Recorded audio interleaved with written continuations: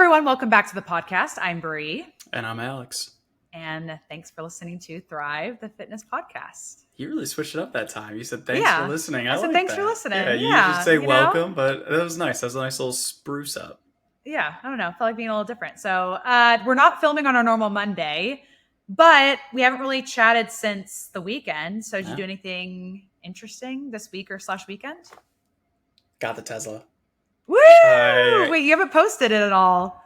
I don't know if I want to post it on my social media. You've literally been talking about it, so it's so funny that you feel weird to post it.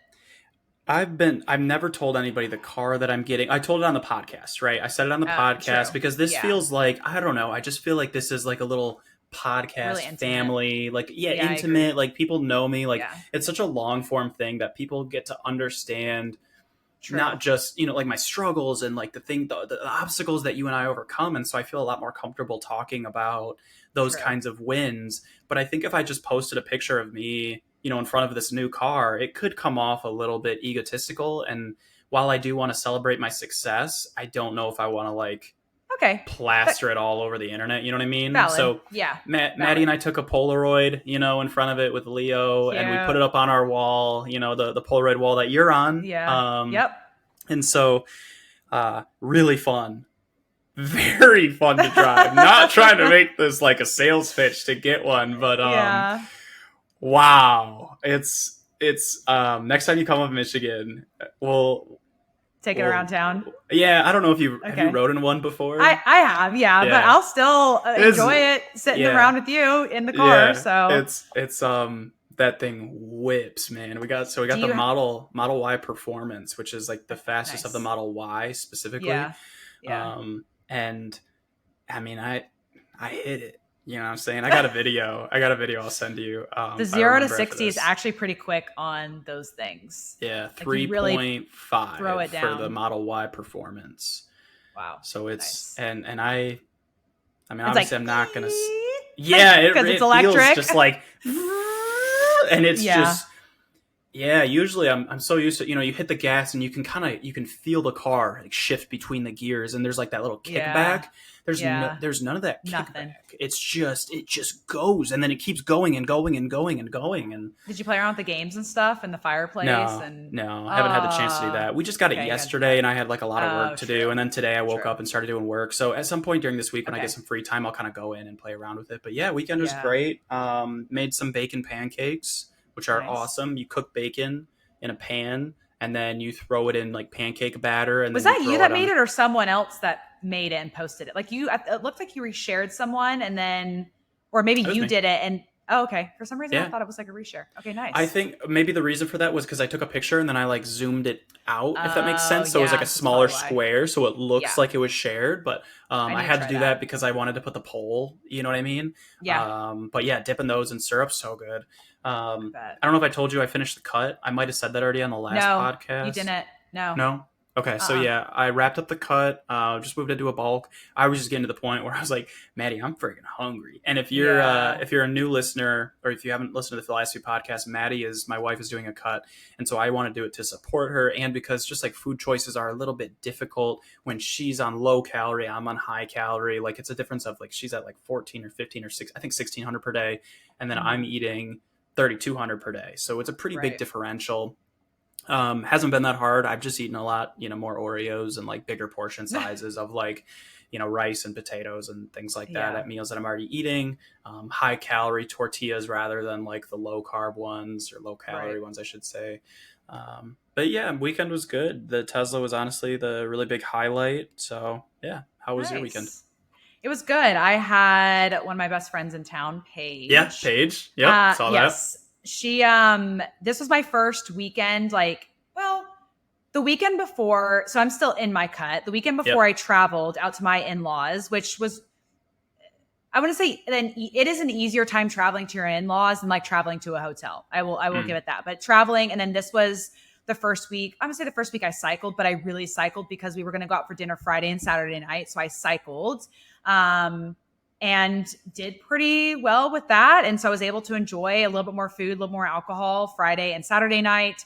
Of course, my weight went up and up both of those the next day. Yep. So ate 2,400 calories. Next day, weight was up, ate 2,400 calories again. Weight was up again, went right back down. I was cycling, so I went down to 1,600 calories. And then my weight went straight back down to the same weigh-in that I was before I ate 2,400 calories in a day. So nice. Had that. And then I also not over the weekend, but last week dog sat. And then this week I'm dog sitting again. So I just have like all these things kind of like coming in to like take me out of routine. But I just set myself up and planned and got groceries and, we're making it work. So, but it was good. I think that's something that I wish more people would employ is calorie cycling. Obviously, you made a post about that a few days ago. I just made a post about that today. And it's like, it really helps people if they are, if you have a weekend where you're planning on eating more calories, or if you plan on eating more calories literally every single weekend, cycling your calories, taking 100 off for Monday through Friday or Monday through Thursday, wherever you can pull them from, and then allocating them later in the week. Look at your weekly, look at your diet or your calorie target instead of daily target. Look at it as a weekly target and just kind of spread those weekly targets around.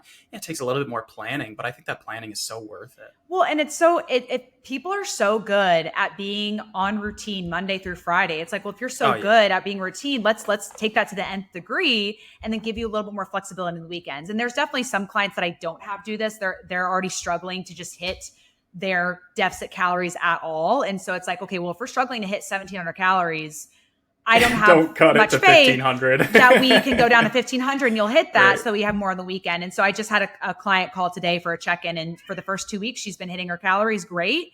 And she was like, I saw you post about calorie cycling. What's that? And I was like, I'm glad you brought that up. Let's calorie cycle. She's going to a taco festival this weekend where it's just like a bunch of different tacos. And I was like, this is the perfect scenario for you to have more calories for.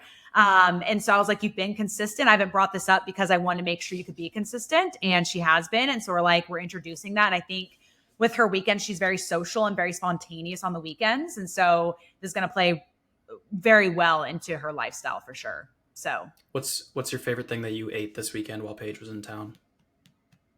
Oh, vegan tacos. Vegan tacos. Interesting. Yes. There's this place called Vegan Food House in Dallas. If you're in Dallas, it's in the Bishop Arts District. And it probably has some of the best food I've ever eaten, period. Wow. Like, what is that? Is it tofu? Is it what is it? It's oyster mushrooms. They fry oyster mushrooms. And oyster mushrooms has a very chicken consistency to it. Yeah, I've never heard of oyster mushrooms till I went there.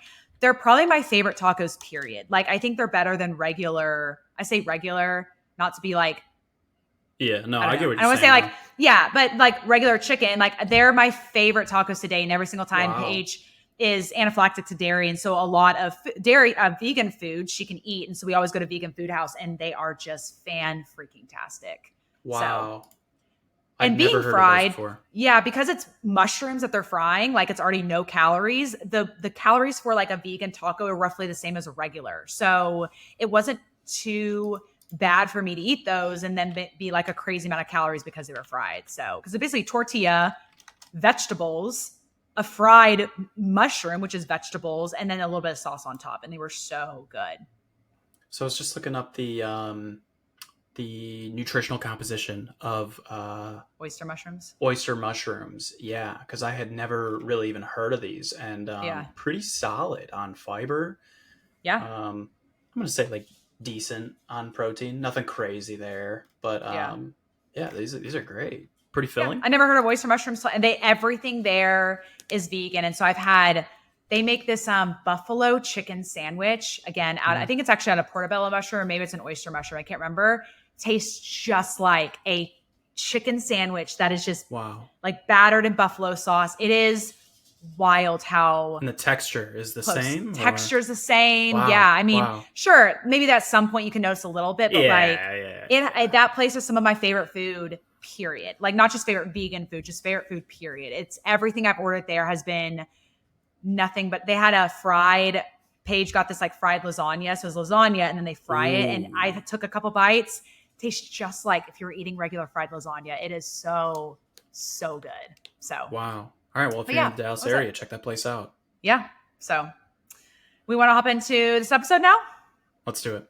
Okay, cool. So for this episode, We are talking about what we wish people understood about being an online fitness coach. I think there's a lot of things that a lot of people, whether it's other coaches that they can relate to a lot of this, or it's just, someone observing an online fitness coach, or maybe see them as a fitness influencer in the space and don't understand like all the things that we, I don't know if go through is the right word, but go through, handle, deal with, just experience. Yeah, that's a good way to put it, is experience. And so I want to talk about that because I think there's a lot of things people don't think about or realize. And so just things that Alex and I have talked about over the years that were like, whether it's something exciting or it's frustrating or it's like, oh, I wish people understood about this side of being a fitness coach. That's kind of what we put here together, is a list of that stuff. So do you want to say anything else about it?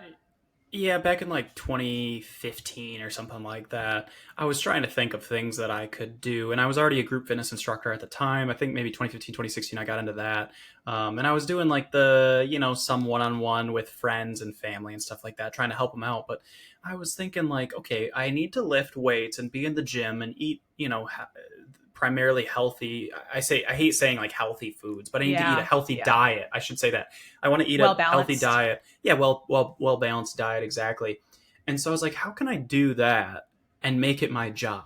And so now I'm doing this, and I thought like, wow, if I can do something I enjoy, which is being in the gym, and combine that with getting paid for it, that I would just love it. And it's like, I do love what I do, but I think anytime you make your hobby a job, you start to lose a little bit of the glitz and glamour for it, at least a little bit. And I think a lot of people can relate to that. Like maybe you are an artist and all of a sudden creating artwork becomes your job and your source of income. Stress ramps up a little bit, all of a sudden it might not, these paintings.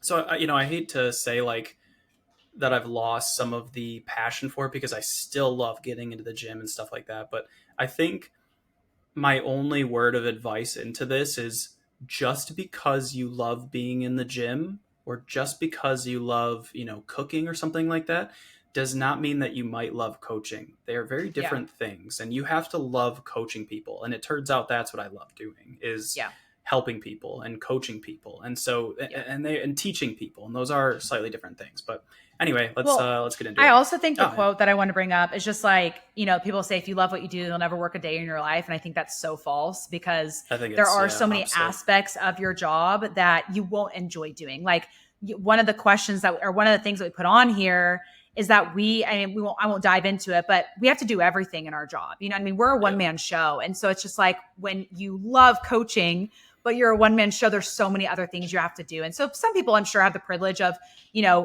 loving what they do, never work a day in their life, but they have a team of 15 people, and those 15 people do all the other things that they don't enjoy doing. Yeah. And so, sure, we love what we do. We love our job, but that doesn't mean that there aren't some frustrations that come with it, some things we want to bring to attention of other people.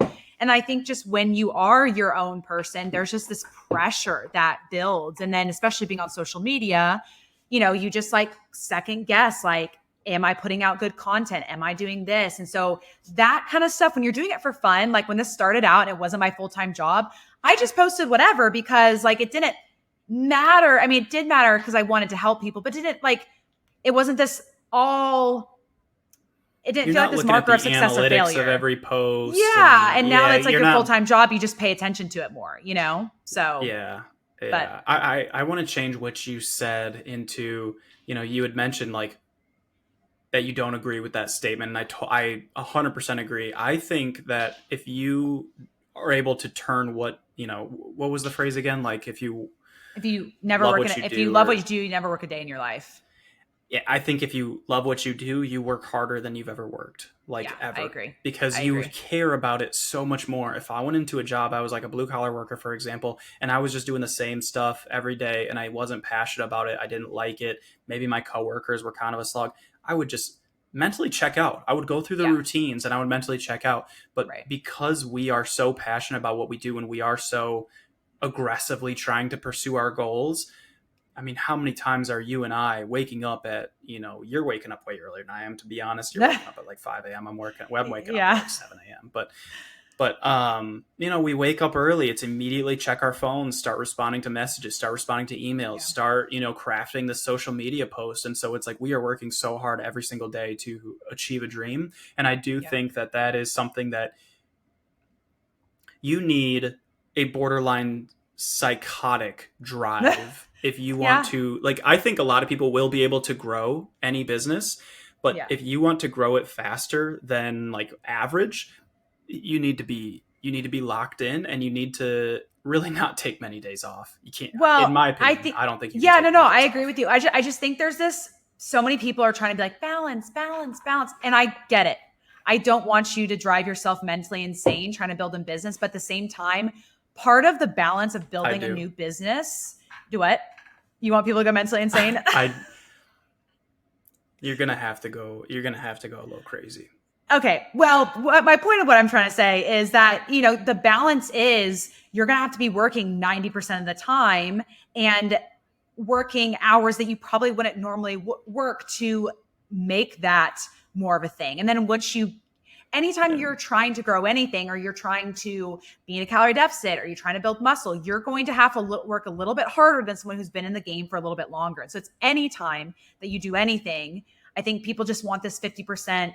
Again, as building a business as a coach, is like this 50% hang out, live your life, and 50% business. And it's like, no, when I started my coaching business, I was working 40 hours a week in insurance. And then in the evenings, I was taking coaching calls and I was creating that content. And on Saturdays, I would mark off like 5-6 hours to create content for the next 3 weeks. And then Sundays were literally my only days, but then I was grocery shopping and cleaning the apartment. And it's like, but I knew making that sacrifice was what I had to do to get to where I am today. And so I think a lot of times, a lot of coaches aren't willing to make those sacrifices needed to get you need that leg up almost. You know what I mean? Yeah, 100%. If I look back at my posts from 2020, 2021, 2022, 2023, like going into the new year, every single year, and sometimes even on my birthday posts, every single year, and sometimes even birthdays, I have said in the caption on my Instagram post about it that I have worked harder than I thought was possible. I have worked longer hours, and I have sacrificed a part of my mental health. Legitimately, I have. I have really put my own, and I know you know this because you've seen it from me, that I have put my own needs so far on the back burner for about 3 years straight, trying to grow this, and I've succeeded. I've gotten to that point, and I really think I'm about to turn a corner on being able to reduce my workload and prioritize my own needs for at least a little bit of 2024.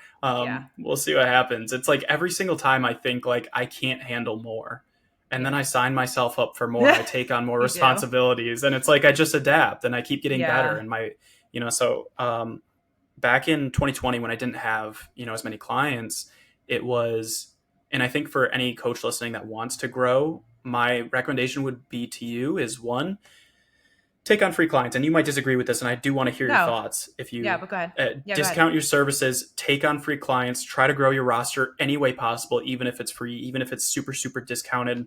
Yeah. And then 2, try to learn as much as possible. I spent every waking moment trying to learn. I mean, seriously, I spent all day. I didn't have clients to talk to. I didn't know how to post on social media. So I would just consume every educational piece I could about, fitness, nutrition, the business side of things, marketing side of things. And it made me better. So if you are looking to grow the business, the number one thing that I would say is, try to increase your roster, but if you can educate yourself, and then if you can share what you're being educated on and try to teach it to other people, 1, you'll reinforce that learning on your own. And 2, people will start trusting you even more because you're talking the talk, you're walking the walk. Yeah, no, I agree with you on the taking people on for free or largely discounting or running a sale or something. Because at this point, when you're just starting out, getting people on your roster to then have those testimonials to show the progress and all of that is what's going to be a big driver for getting paying clients. So, I mean, I agree with you. I don't think and I think, totally agree. Taking on, we've said it before, like taking on friends and family, just know like your friends and family are probably going to be the worst clients. They're going to be terrible clients. One, they're not paying. And 2, like there's a comfortability with them where they don't see you as this like authority almost. And so they see you as this equal instead of like this, like, hey, I'm your coach and like I'm trying to push you. And so they just take advantage a little bit more than other people do. But still, like, you could have that conversation of like, look, I want to help you. I want you to reach these goals. And so in return, I would love if you could give me an awesome testimonial and I could use your progress photos, and, that'd be the trade-off for that. So Yeah. Some of my Anyways. best testimonials are some of my best friends who I just said, please give me your best for the next 3 months. If you want to continue after that, I won't charge you a thing. And I didn't charge them. One of my friends who makes quite a bit more money than me, and this was back when I wasn't making any money. He said, I want to work with you for 6 months. How much do I owe you? I said, nothing, please. No. $0. He sent me $1,000 and wouldn't accept it. And it was just like, that helped me a lot. Yeah. So he's a shout out Bennett, man. That's cool. All right. You want to get into some of the things? We always talk for so long on like everything but the podcast episode, but hopefully people like it. So yeah, hopefully people do get on those tangents. All right, let's get into it. Okay, so the first one that we wrote down here, and maybe we'll jump around, we'll probably just go in order, is we can't tackle every exception to the rule in our content. And I put this down because not every time, but a lot of times when I make content, I know Alex has the same thing. We post something about a calorie deficit or protein goals or eating vegetables or something, and someone pops in our comments and says, well, what about this? Or I this, what or about I that. This? Yeah. And it's just like, we can't cover every single exception to the rule. We'll try to make sure we include like the exceptions to the rule, but we only in a post, we have 10 slides, and in a reel, we have 90 seconds to disclose everything we want to talk about. And so, I mean, I've had it before where like, I recommended someone to like, I think I was doing like how to hit 170 grams of protein or something like that. And I was talking about like yogurt and stuff like that. And someone's like, well, I'm allergic to dairy. How dare you recommend something that could kill me? And it's like, messed up of you, Brie. Yeah, right. And so it's like, okay, well, if you have a dairy allergy, then don't eat the yogurt. Like I've made vegetarian ones, like reels like that. And so it's just like, I can't cover the exception to every single one on our content. And so when you look at any online fitness coach and you're reading their content, instead of like, and I think most people that are listening to us aren't these type of people, but like, if you're looking at our content, just know like, sure, there could be exception. Ask about the exception. We're more than happy to educate you. And honestly, if you do that, we can pin it to the top. So if someone else has that question, then we can answer it there too. And they have it. Definitely. So just know that we can't cover every little teeny tiny scenario that occurs in a topic that we're educating. Yeah, while some of the principles stay the same, if you want to lose fat, you have to be in a calorie deficit. You're going to want to prioritize high protein, et cetera, et cetera. A lot of these principles stay the same. There are individualizations that may matter in the 1% or 1% of the 1%. And, it's very impossible to, like, if at any time you look at any of our content, you could absolutely probably push holes into little points of it, and that is okay. You could do that with basically anybody out there, unless they're keeping their messaging 1 to like 15 to 60 minute very in-depth conversations like we do here. But you can never really look at a small context of a real 60 seconds and be like, well, they didn't cover this exception. It's just not feasible. So always try to look at the message rather than the nitty gritty and trying to poke holes through it. Yeah. I mean, I could literally pull up my reel that I posted today, which is like the 5 steps for fat loss. And someone could be like, well, my first one was like, use an online calculator. I was like, well, so I used an online calculator. It gave me too high of calories. Gave me wrong calories. Oh, okay. Well, that's, well, that's why in the description I put, it's a ballpark. It's an estimate. You have to test it out. And it's like, sometimes we'll even disclose stuff in the caption, and people don't take the time to read it. So just, if you are someone that has maybe commented that before, or you think that, or you're watching something like, interesting, they said something about this the other day and now they're contradicting, read the captions. And just, if you have a question, ask it, because it may be that I did want to include that exception, but I only had 90 seconds and I couldn't. And by you asking, then I can pin it to the top of the comments. People can see it. And so just know that in anyone's content, there's going to be some, except for like the basics of literally laws of gravity and science, you know what I mean? There's going to be some, I mean, there's technically like you go to the moon and then, there's still gravity. Gravity changes differently. Yeah, gravity changes. So it's just like, there's always an exception to everything that we do. So we just want people to understand that like, we try to cover the most that we can and try to be as holistic in covering everything as we can, but there's only so much we can do in 10 slides or 90 seconds. So yeah, it's like saying like Superman is invincible. And then somebody in the comments is like, but what about kryptonite? It's like, well, literally. All right. Literally. Let's go to the next one. Yep. Next one is more so towards like clients. We notice when you don't check in. This is towards clients, or if you work with a coach that isn't us in the future. We all notice when you don't check in. You think you're skirting by us. You think, oh, they won't notice this week that I didn't check in. We notice when you don't check in. We want you to check in, even if it's a bad week. Honestly, the bad weeks are the weeks that you need to check in the most, to be honest. Can I put a hot take in here? Can I put a hot take in here that maybe you're not expecting? Yeah. I don't super care if a client doesn't check in a singular week. And let me explain.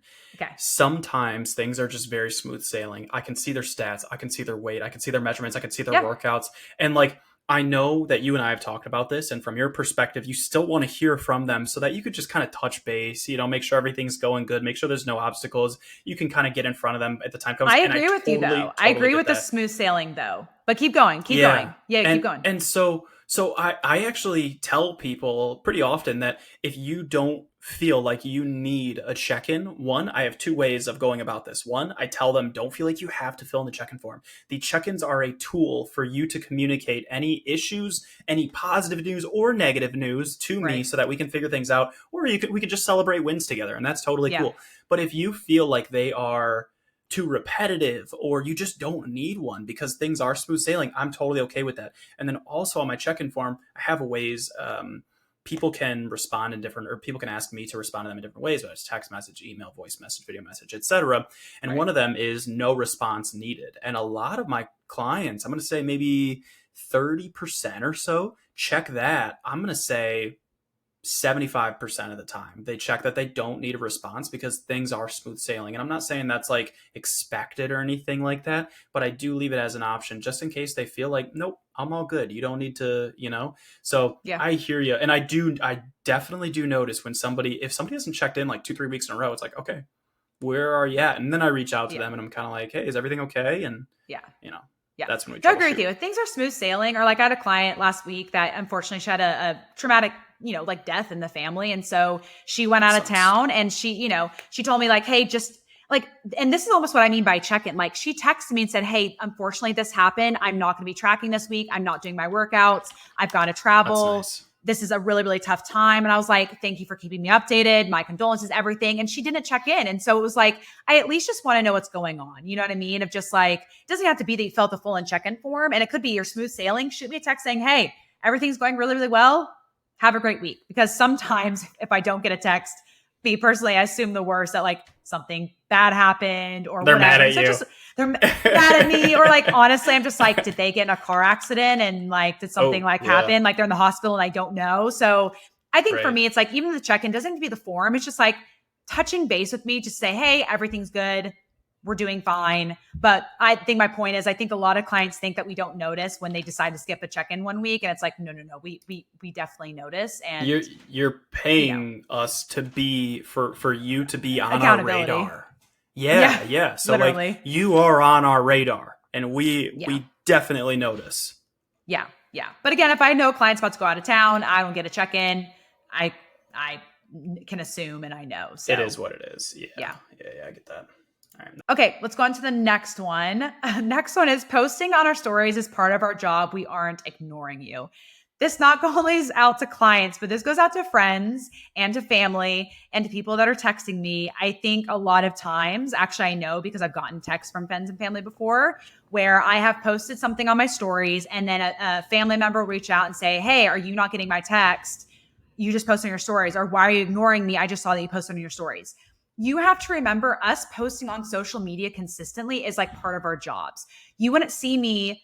Let's just say you had access to my email or something like that. If I was working a corporate job and replying to a client email, you wouldn't see me replying to a client email and be like, hey, I just saw that you replied to an email to a client. Yeah. Why aren't you texting I get that you back? just responded to the CEO, but the CEO really is not more important than dinner plans tonight. So what's going on? I think people think that when we just have free time, we do mostly when it's free time, like we're not busy doing something else. But there's a lot of times where I am making myself lunch and I'm like, well, let me post this to my stories.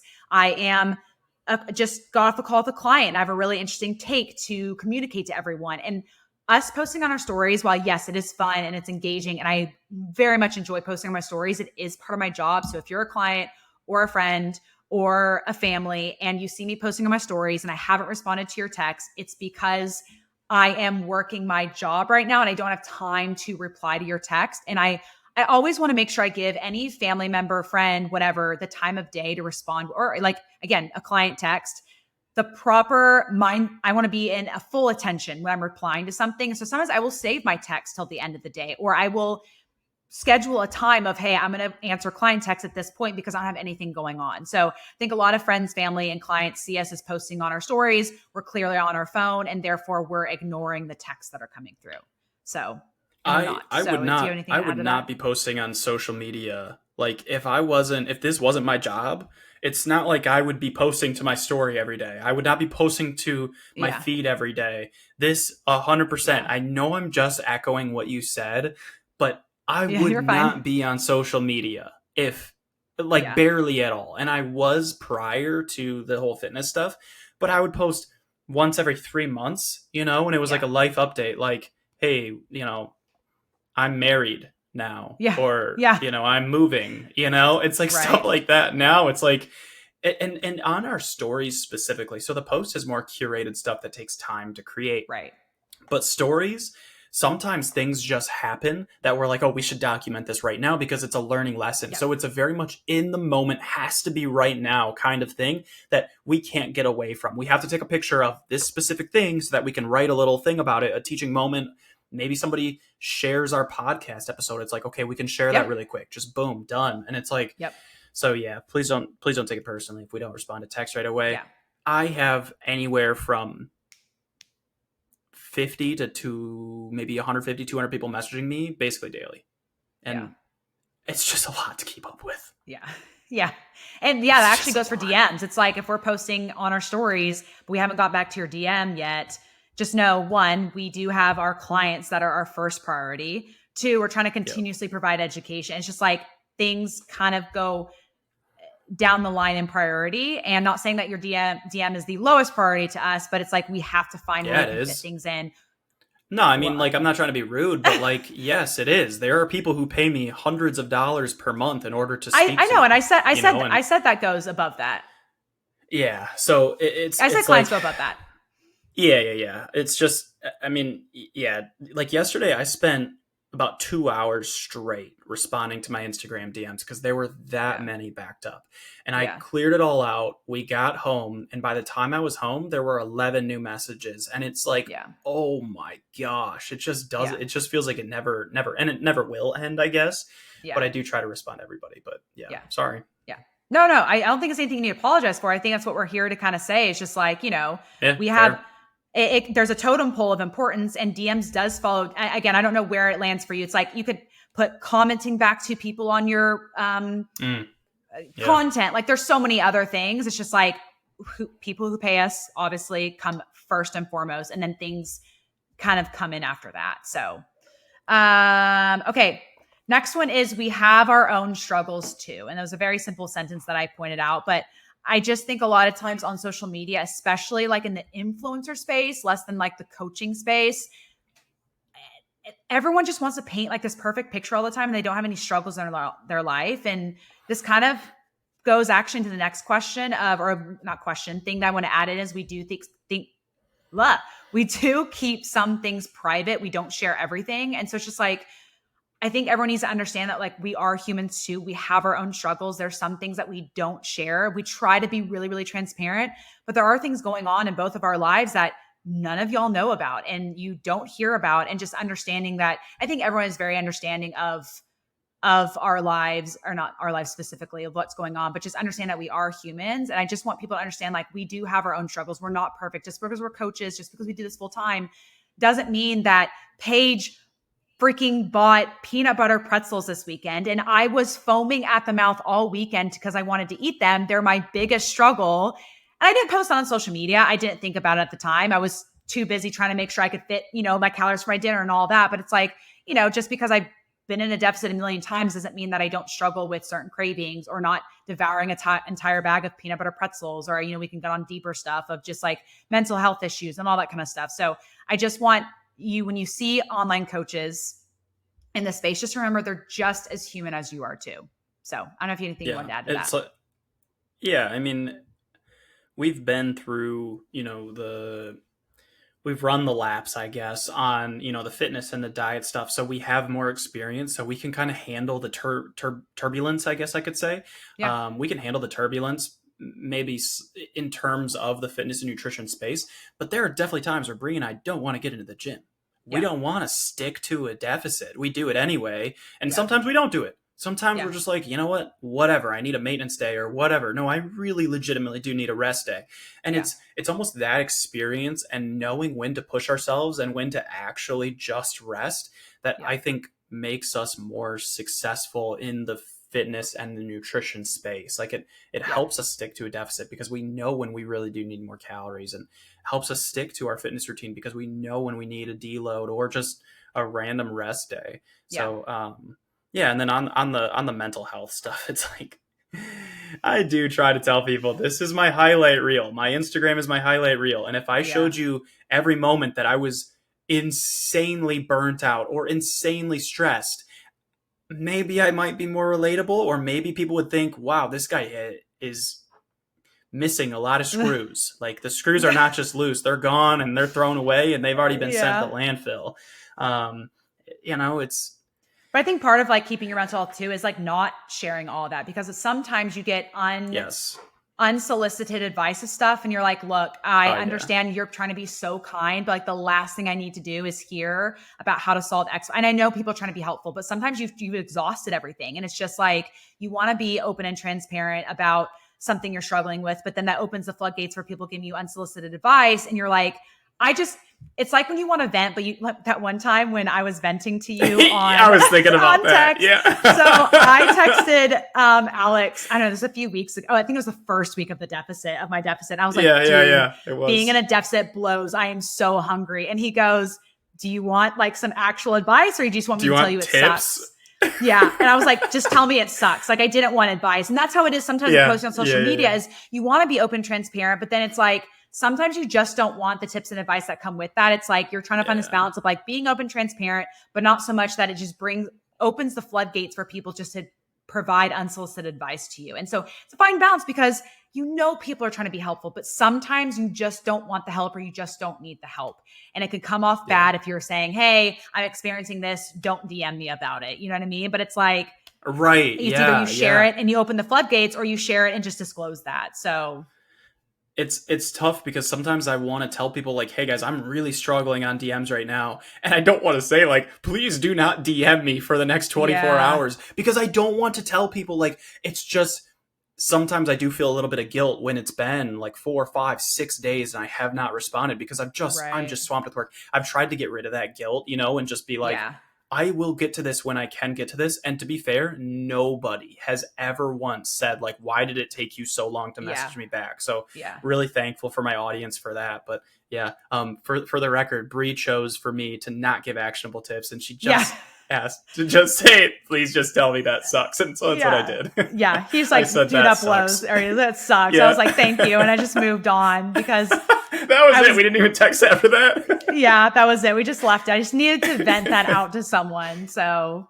but that's funny. That really funny. I guess we can move on from we keep some things private. I kind of feel like we I think we covered that one. I'm gonna let you talk about this. I'm gonna let you start this one, because you put this one in here.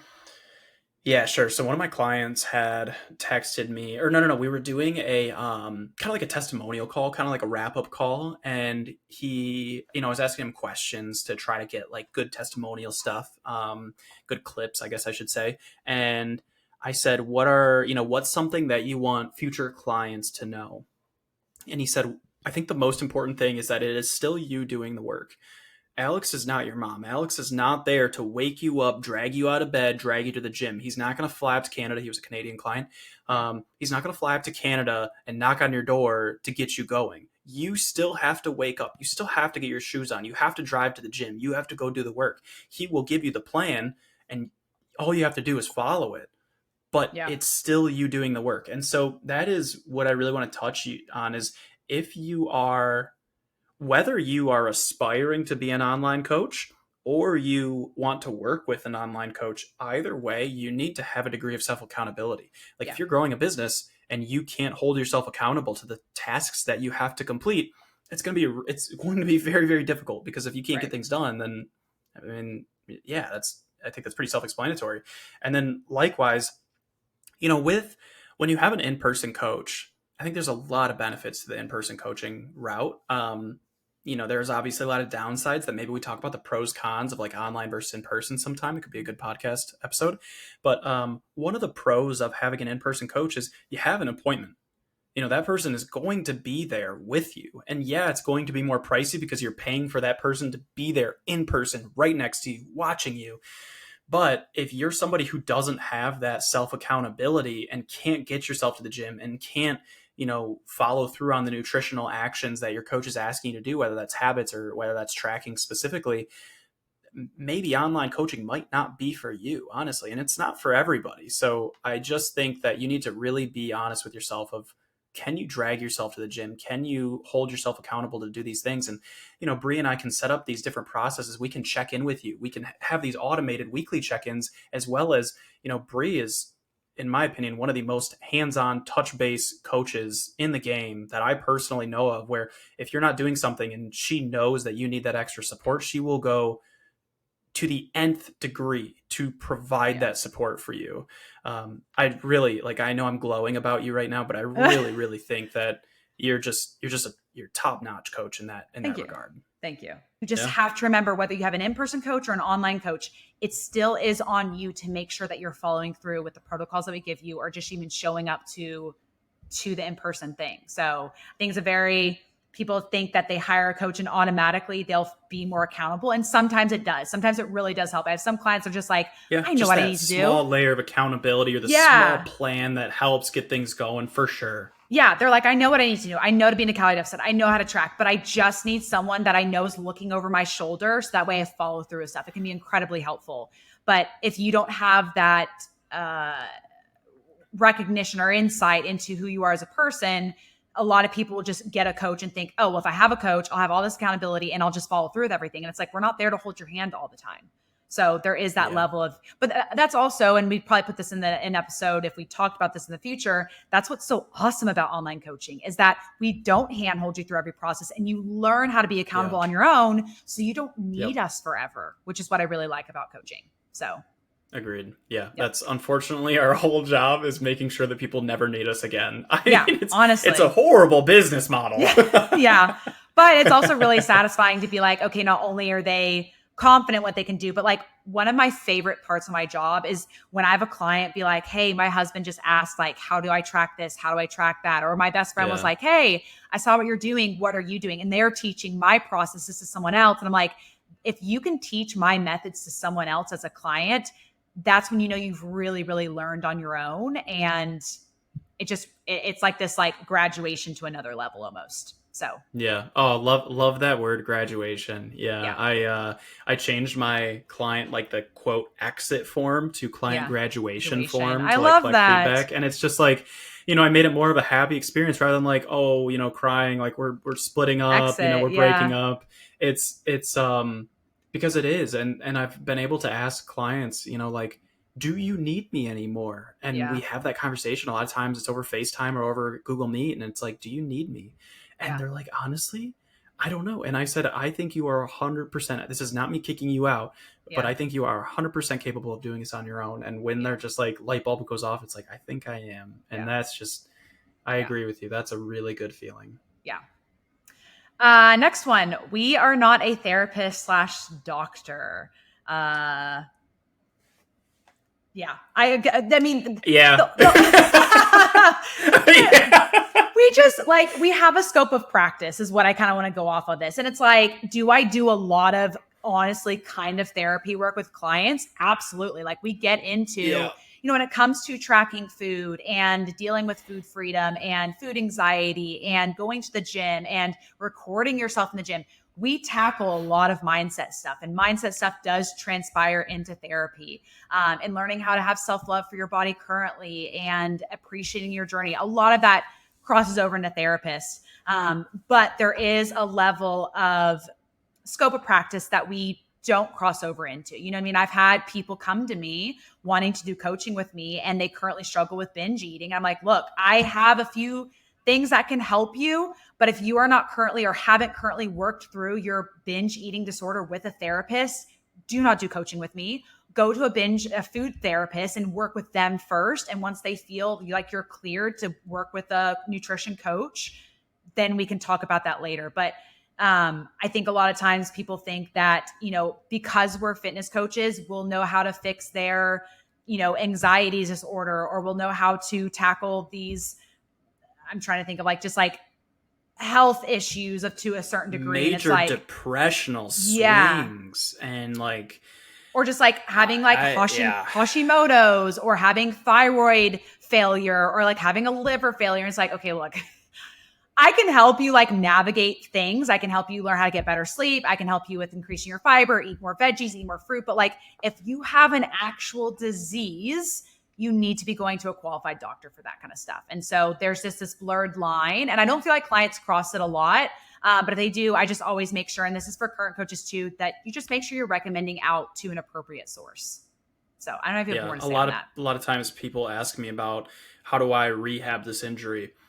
We are not rehab people. That is a physical therapist. You need a doctor of physical therapy to handle that. And so that's on the physical side of things. Obviously the disease stuff, go talk to a doctor. Yeah. And then the emotional stuff, it's I lead with a very empathetic approach. I try to meet people where they're at. I was telling a woman the other day, look, I have not walked in your shoes. I have no idea the life experiences that you have gone through. So help me on a spectrum of very empathetic to very strict. Where do you want me to fall to best serve you? Yeah. And, we were able to have that conversation and figure out where on that spectrum she wanted me to land, and kind of set up some processes to help support that landing. But it is, I get on calls sometimes with people, and it's, I don't know. I don't want to divulge too much information, even though these clients are anonymous. I still don't want to divulge too much information. But if you have a drinking problem, I can't help you with that. Yeah. I cannot help you with that. I mean, you need to go, there are so many things emotionally that you need to talk to a qualified professional and a therapist. And it's not your online fitness and nutrition coach. While we are trying to help you become the best versions of yourselves, you still probably need a bigger support system than just Bree or myself. Yeah. The drinking one's a big one. I think a lot of coaches, especially experienced coaches, have had the client that has an actual drinking problem and tries to fit their drinking into their calories. And it's just we can see the red flags with that. And it's hard to navigate that, because people who do have a drinking problem don't want to be told they have a drinking problem. And so it's this very gentle of again, it depends on the person, but it's a hard situation to navigate. But we're not therapists, and we're not doctors. We only have so much we can help you with. So. All right, let's go on to the next one. Yep, I'll let you do this one. This one is, I'm just going to blanket statement this. Okay. Because we are running our own businesses, we have to, it's just us. It's just Bree. It's just myself. And yes, Bree and I kind of have each other, which has been amazing. And if you're a coach in the field, find a friend that is also a coach that you can relate to, bounce ideas off of. If you don't have one of those, just shoot Bree or I a message. Maybe not Alex right now, because he has 50 DMs and he might not get back to you, but No, I cleared them out. I know. I'm just messing with you. Okay. But for both the listener that's not a coach and the one that is a coach, understand that we have to handle everything. And what I mean by that is we have to actually be good at our job, meaning we have to be very educated, very experienced, be able to handle these roadblocks that clients are going to experience. We have to be able to have a library of habits, essentially, to assign, things like calorie cycling when we notice that weekends are a little bit higher calorie, or eating slowly. And these are just two examples that I posted about today, but there is just a laundry list of things that we are going to have to navigate. So you have to be very educated, very experienced. Not only that, we have to be good at our jobs, right? We also have to understand social media and how to get eyes on us. That is the route that most of the online coaches are going to grow their business through. It's not like selling ads on Facebook or Google. It is marketing yourself by providing free education on these social media platforms, trying to get sales, being able to hop on a call and sell to somebody. I mean, that at the end of the day is what drives our business, is making money. If we didn't make money, we couldn't do this. It wouldn't be our job. Then we need to figure out all the business logistics. Okay, how do I deliver a program? How do I actually coach people? Like, what systems do I use? What softwares do I use? So we have to figure all that out. We have to figure out these different automations. Is there any pieces of the business that aren't automated right now that I'm basically doing pen and paper that I could automate or I could digitize or things like that? And so we need to be good in a business. If we look at a bigger business, there is a marketing department, there is a sales department, there is a finance department, there's an accounting department, there is the CEO, the There's executive HR. team. There's HR. We have to be every single one of those every single day. Yeah. And it is a mountain to learn, because unlike something like a doctor of physical therapy or, medicine or a lawyer or an accountant, there are these there's this path that you follow. In the online coaching space right now, there is no path. It is a free-for-all. It's a freestyle. And you just have to try to educate yourself to the best of your capability and learn these systems as you go, and kind of look around and look at the atmosphere and see what other people are doing and try to emulate that. And so you look at the people who are, trying to be successful or who are successful, and you just try to, do what they're doing. And I love the phrase, we stand on the shoulders of giants. And I think that is so exemplary of what this industry is we see people who have done it, and then we try to emulate it and make it even better. Yeah. I feel like that's everything that I wanted to say on that end. It's just a lot. Yeah. I don't really have anything to add. It's just like, we're not just an online fitness coach. We have so many other hats that we wear every single day. And like you said, this is kind of, being an online fitness coach is I said I didn't have anything to say, and here I go. But being an online fitness coach is a relatively new space. And so it's just like, we're having to navigate. There's just not, like you said, there's not a structure set up. The amount, I get DMs from coaches all the time of like, how do you set up your clients for check-ins? How do you set up for this? And it's like, because there's no structure for that, it's really, you say, okay, what kind of experience do I want to give my clients? And then you set up from there the best that you can. And you get ideas from, okay, this coach uses Loom, this coach uses Trainerize. Like, I could use that too. And you implement it. It's just creating a system based on what you think will give your clients the best experience, and not having really anywhere to really go to learn that. And I think that's something eventually Alex and I want to provide. Is I think our idea is to have a course where, for a fraction of what these other freaking people will charge you, it just shows you how you can set up an online business, how to market yourself, how to be successful in the business. So that way, we can have more science-based educated coaches in the space, and it doesn't cost an arm and a leg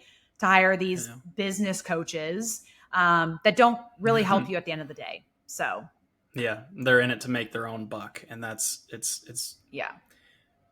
I am not a fan of business coaches. I'll leave it there before I really go on a tirade, but I'm not a fan in general of I'm going to say 95% of business coaches. I'm sure there are great ones out there. I've talked to a few people who have had good experiences, but to be fair, those experiences were with business coaches that were like $40,000 per year. So they were the high caliber people who are actually making a massive difference. But I digress.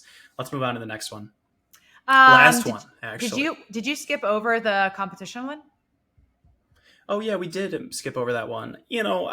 So this one is, I'm going to just touch on this real quick. That's fine. Go for it.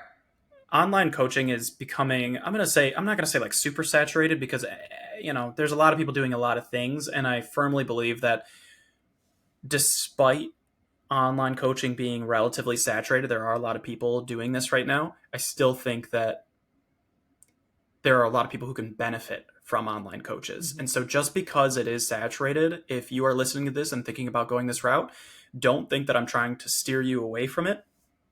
There are a lot of tattoo artists out there. There are a lot of doctors. There are a lot of teachers, but we still need more.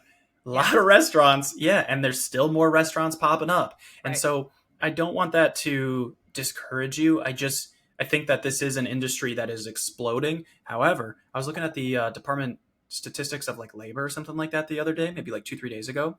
Just stumbled upon it, basically. I was about to say, how did you end up looking at that? Yeah, I don't remember. It was just like I stumbled upon it. And I was looking at personal training and the fitness industry, like kind of as a whole, and the expected growth rate. I forgot what it was, but it was a much higher percentage than most other avenues. So people are putting a higher emphasis, and I think we can all tell. Maybe it's because you and I are in this, but I feel like we can.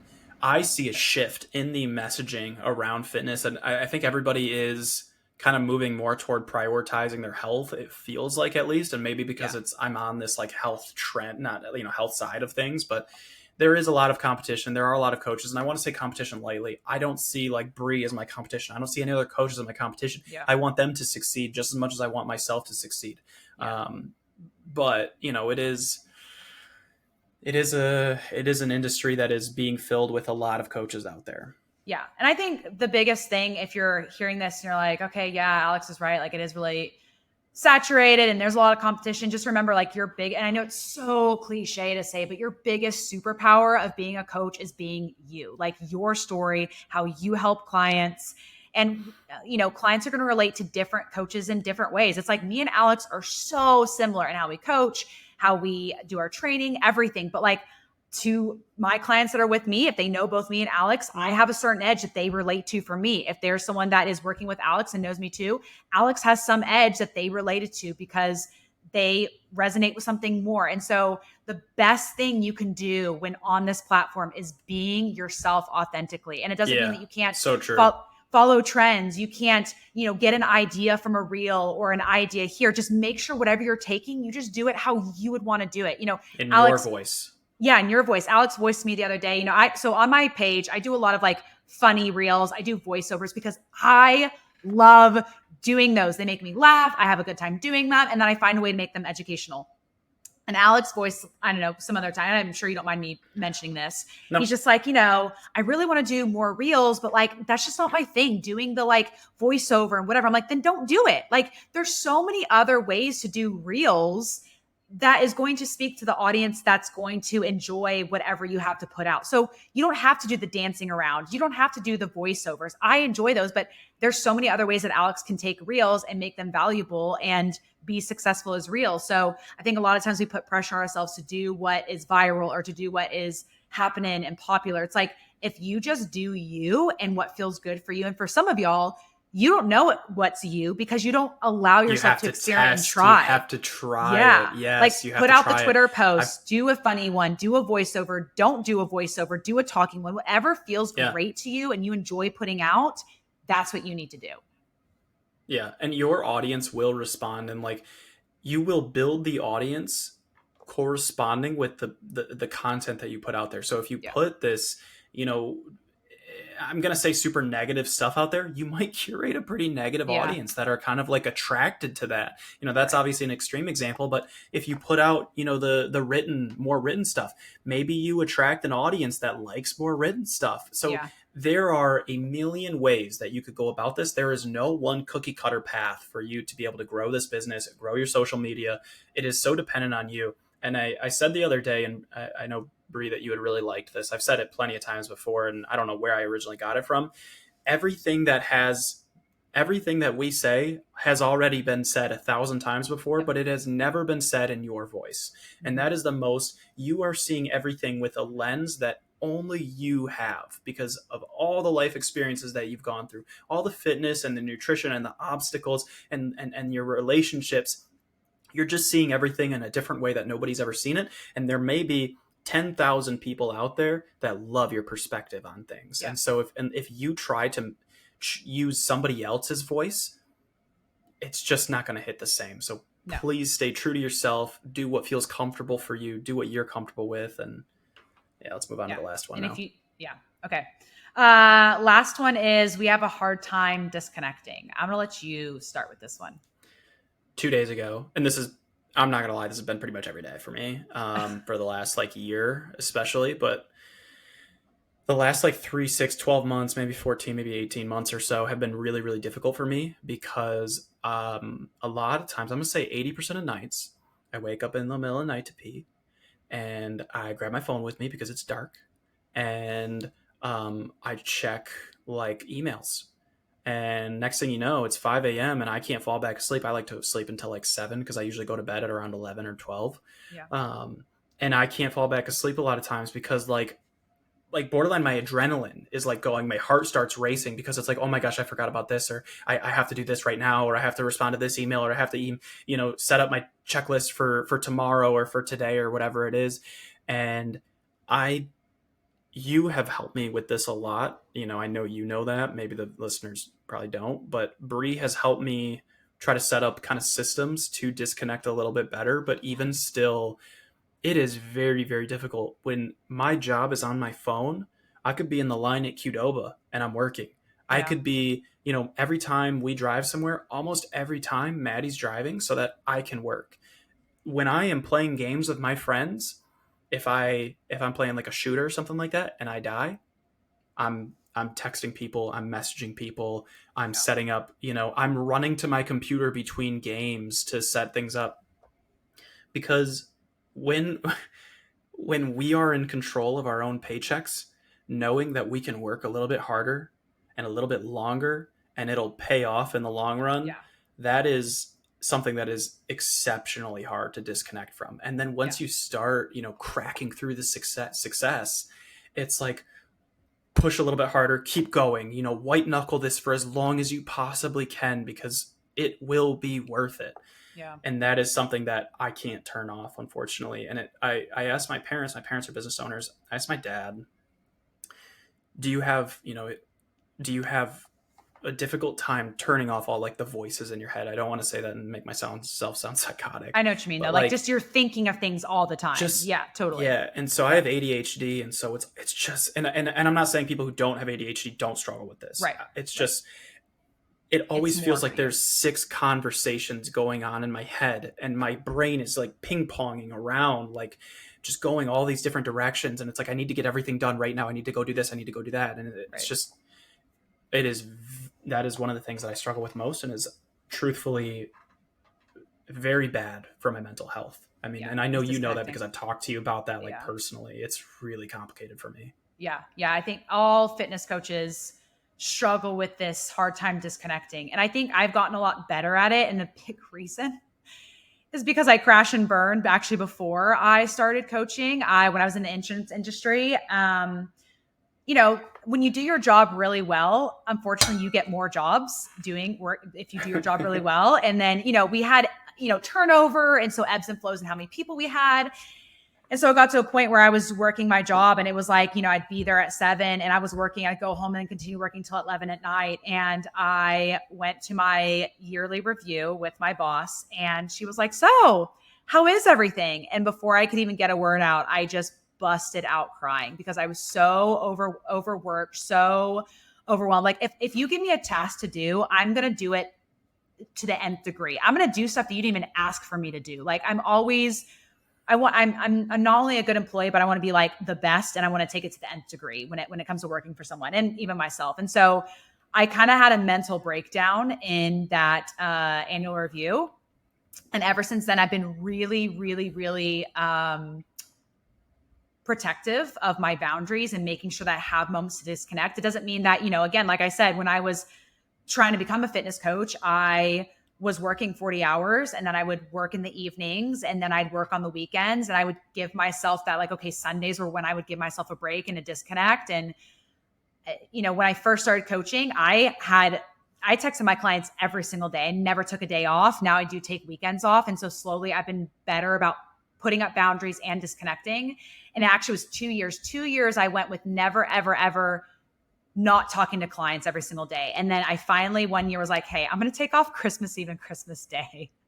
That was the first time I'd ever taken off. And I took off those days. I was like, wow, I'm a better person and a better coach that I can have a little bit of a break and then come back. So I emailed my clients saying, hey, officially going forward, I'm going to be taking off weekends. Everyone was super, super supportive. And so with having that like mental breakdown at my previous job, I was protective of my boundaries. I made sure to allow myself to have times off. And then I've tried to just further that. But it's like you said, it's been hard when it's your own business. And it's like when you work for someone else and you have a capped salary, you're like, well, just because I work harder doesn't mean I'm going to get paid more. So like, why sandbag it a little bit? I'm not saying to do that, but right. But it's just like, I get done working at 5, I can just work on this tomorrow. But when it's your own business, you're like, if I just work a little bit harder and a little bit longer, I actually can increase my income. It's hard, like you said, to disconnect from that. And especially like you and me, we have our coaching businesses. We could just coast now and just like do one-on-one coaching, but it's like we have other ambitions. And so we have Thrive. We have this podcast. Like we don't get paid for this podcast, but here we are every single week. Exactly. And so it's just like, last night I was working on editing the podcast and it took 4 hours for it to freaking download. It didn't download till 2:13 a.m. last morning. I'm sorry. It's okay. Now, was I asleep? Yes. But I was like up till midnight having to re-download because it wasn't downloading. It's just like, you just never fully disconnect. And if there is a coach out there, this is just like, I'll give one little practical tip. Something that has really, really helped me in disconnecting is whenever I have a thought or a to-do, I just make sure I write it down. And then at the end of the day, whatever I didn't finish or whatever's on my mind, I type it out, but I write down whatever needs to be done, whatever's on my mind. So that way, because I think my fear is that I'll forget to do it, or I need to do this and I need to do that. And I'm trying to come up with a calculation of how to do this with this much time that I have. It's like, Bree, just write it down, write your needs down. It's a problem that you can solve tomorrow. It's still going to be there. And so for me to help disconnect, writing stuff out has been really, really helpful. And then I also, for my coaches that don't know, I use Do Not Disturb on my phone a lot. So you can so you can actually set up Do Not Disturb for certain apps. So I have all my clients on an app called Viber. That's how I text them. And so at 5 p.m. every single day, Viber, no little red dot shows up and no notifications come through for Viber. So what I can do is I can actually disconnect, because if I see a text come through, it's going to be on my mind. It's going to be on my mind for the rest of the night. And I'm going to think, crap, you're going to forget to respond tomorrow. And so I'm responding. And so that's been really helpful when I go to the gym. So on Do Not Disturb, you can have it location based. So when I arrive at the gym, Do Not Disturb turns on for my email, for Trainerize, so I don't get notification that a client's in a workout. It turns on for Viber, it turns on for Instagram, everything. So that way, because I used to be really bad about during my rest periods, I would pull up messages and try to respond. I couldn't get all my thoughts out in 2 minutes. And if that works for you, awesome. For me, it could be something you consider. If that might be a nice little 1 hour break during your day if you didn't. But again, to each their own and how it works. But using Do Not Disturb was a big one. So if you're a coach and you don't use that, use it, play around with it. You can, again, make it so you have no red dot on the app. You can make so notifications come through. I do all of that. And that's really, really helped me disconnect. So writing out whatever was on my brain for the day when I close up shop, and then having where my phone automatically turns on at 5 p.m. and then on the weekends. So I have no notifications coming through and no red dots on my phone. So that's my spiel. I set up that weekend Do Not Disturb. It was really, really, really nice. Just taking away all like the red bubbles, from like email and messages. And my clients still text me. I'm going to say like 50% of them they all have my phone number, but I'm going to say 50% of them still text me. Like rather than using Trainerize, the platform that I use. And by the way, I just want to say that I do hate Trainerize. Noted. I am not promoting them. I hate them very much. Their thing is always broken. And anyway, but so the Do Not Disturb has been very, very helpful for me. For my workouts, I actually do respond to clients during my workouts, but it's because I have the home gym. I can set up my laptop out there. So in between rest periods, I can and so that's not a bad time for me to respond to people. If I was in a full gym, there's no way I would do that, because like trying to track stuff on your phone and then switch apps and stuff like that, that would be a little bit more complicated. All right. Well, you want to leave it there today? Anything else you want to talk about? No, I feel like that's everything that we wish people understood about being an online fitness coach. So if you guys have questions, shoot them our way. That's Every time you say that, I'm just like, well, maybe actually, why don't you, whatever questions you have, go on to Alex's story during his weekly Q&As on Wednesday, mine on Thursday. Y'all can shoot me a DM. My DMs aren't backed up like Alex's are. Either DM me or go to Alex's. They're not backed up anymore. Your DMs aren't? No, I got them cleared out yesterday. Oh, I thought you were saying that you just had like a whole bunch more come in.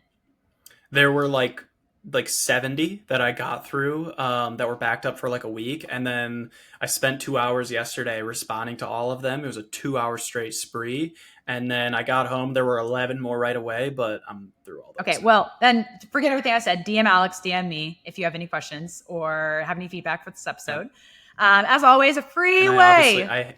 What? I was going to say I have my coaches only private story for just like coach tips and stuff like that. Yes. Yeah. As always, a free way that you can support the show is when you're listening to this, screenshot, post on your stories, tag us, we can share it. And yeah, thank you guys for being here this week, and we'll catch you on the next episode. Take care.